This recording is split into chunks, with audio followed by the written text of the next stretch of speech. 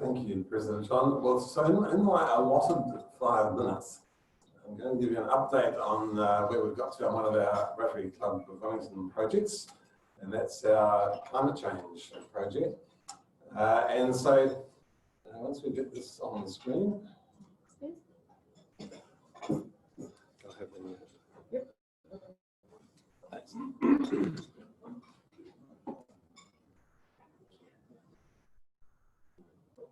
So this is kind of the next stage of our climate change program as we've gone international, and we're working with Rotary International on developing a calculator that any Rotary Club in the world could use to calculate its carbon footprint. So where this all started was in November last year, and you may recall, Rotary Club of Wellington became, we think, the world's first zero carbon Rotary Club. I've checked that with Rotary International, and it seems that that is so. And we did that thanks to all of our members who filled out their surveys about their travel patterns and so on in terms of how they come to Rotary. And thanks to Joy Tracy and Joan Smith and Rob Davison, who did an amazing job in calculating all the numbers, and Toitu EnviroCare, who's an independent accredited agency, environmental agency, who did all the numbers for us. So we calculated our footprint, which was 8 tonnes of carbon dioxide per year.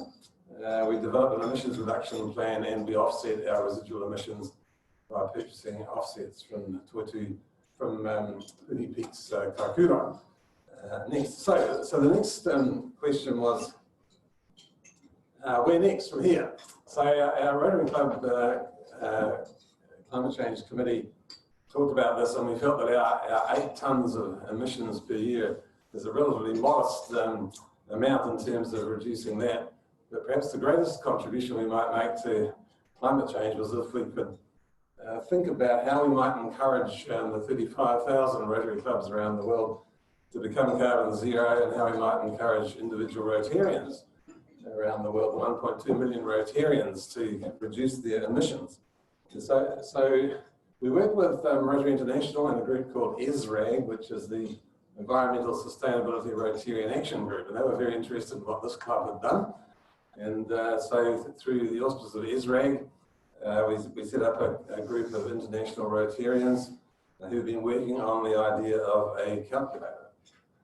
So the calculator would be something like what you see there, a very simple way of being able to feed in information like, for example, our club's information included what all the different numbers of Rotarians and patterns of travel and modes of travel, where food we ate, the waste we created, all got simply typed, it could be typed into a simple calculator like that, which would then print out what the emissions for the club were for a year. What we think that's significant because we were lucky to have people like Joy and Joan and Rob able to do that analysis for us. For a lot of Rotary Clubs, they wouldn't have it necessarily have that expertise. And this would be an easy way of any club in the world. And it is quite complex because different countries have different, what they call emissions factor associated with different energy profiles of their electricity as to whether they use a lot of carbon, a lot of fossil fuels in generating electricity or not. All those factors are complex, so it's not easy.